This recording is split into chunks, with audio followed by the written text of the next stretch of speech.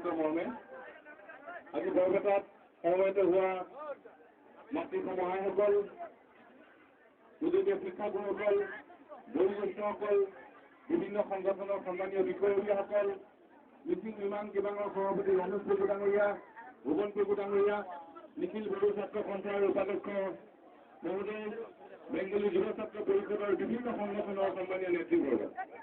এতিয়া ৰাতিপুৱাৰ পৰা আমি সমবেত হৈছোঁ। সভা দীঘলীয়া কৰাৰ কথা নাই, খুব কম সময়ৰ ভিতৰতে মই ক'বলৈ এইখিনি সামৰিম। আৰু তাৰ প্ৰথমে মই মনৰ কথাখিনি কোৱাৰ আগেয়ে এটাই অনুৰোধ কৰি জনাব খুজিছোঁ যে অসম আৰু উত্তৰ পূৰ্বাঞ্চলৰ বিভিন্ন জনগোষ্ঠীয় ৰাইজে সাহস, প্ৰেৰণা আৰু উদ্যমেৰে আগবাঢ়ি যাবলৈ এটা শ্লোগান দিয়ে, আৰু এই শ্লোগানটোকে আপোনালোকক দিবৰ কাৰণে মই অনুৰোধ জনাইছোঁ। সকলো জনগোষ্ঠীয় সংগঠনে, প্ৰায়বোৰ জনগোষ্ঠীয় সংগঠনে সাহস, একতা আৰু উদ্যমেৰে আগবাঢ়ি যাবৰ কাৰণে এই শ্লোগান দিয়ে। সেই শ্লোগানেৰে মই ক'বলৈ এইখিনি আৰম্ভ কৰিছোঁ।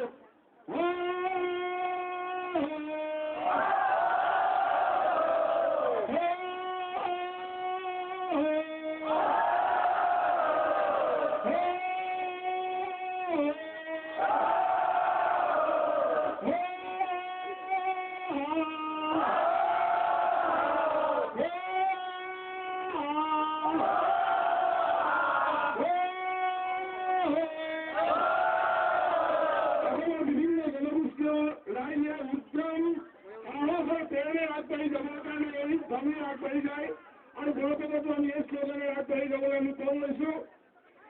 বৰপেটাবাসী ৰাইজে অসম আন্দোলন সম্পৰ্কত নতুনকৈ কোৱাৰ প্ৰয়োজন নাই, অবৈধ বিদেশী নাগৰিকৰ প্ৰৱৰ্তনৰ সম্পৰ্কত কোৱাৰ কোনো প্ৰয়োজন নাই। সৰ্বোপৰি অসম আন্দোলন হ'ল আমাৰ মাজৰ পৰা 855গৰাকী আঁতৰি গ'ল, শ্বহীদ হ'ল, হাজাৰজন চিৰজীৱনৰ কাৰণে পংগু হ'ল, ছাত্ৰ সমাজ এটা বহুমূলীয়া শিক্ষা বছৰ হেৰুৱালে, কৰ্মচাৰী, মহিলা, আমাৰ বিৰুদ্ধে দলিতাই চৰম ত্যাগ কৰিলে, চুক্তি হ'ল। কোনোবাই কয় যে অসম আন্দোলন কৰি কিবা হ'ল নে নহ'ল? অসম আন্দোলন এটা সফল আন্দোলন আছিল।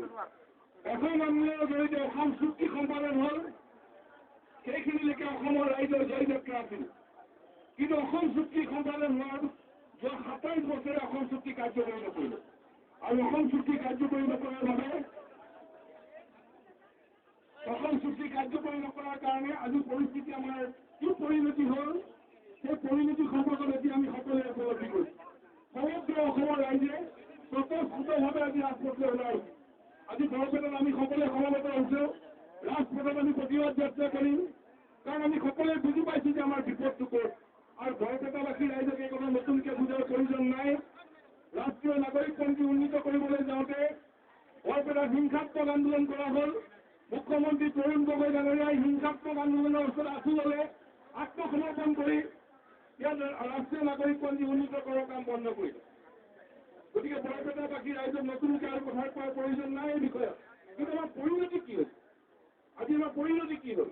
27 বছৰে অসম চুক্তি কাৰ্যকৰী নোহোৱাৰ ফলত অবৈধ বাংলাদেশী নাগৰিকে জনজাতীয় বেল ব্লকাৰীতে অবৈধ বাংলাদেশী সোমাল, কাজিৰঙাকে ধৰি বনাঞ্চলত বাংলাদেশী সোমাল, খেতিৰ মাটি বাংলাদেশীয়ে ল'লে। অসম আন্দোলনৰ সময়ত শিৱসাগৰ, গোলাঘাট, ডিব্ৰুগড়ত বাংলাদেশী কেনেকুৱা দেখা পোৱা হোৱা নাছিল। এতিয়া সমগ্ৰ অসমত বাংলাদেশী বিয়পি পৰিল, অসমৰ জনবিন্যাস পৰিৱৰ্তন হৈ গ'ল। এইটোৱে হ'ল বাস্তৱ অৱস্থা।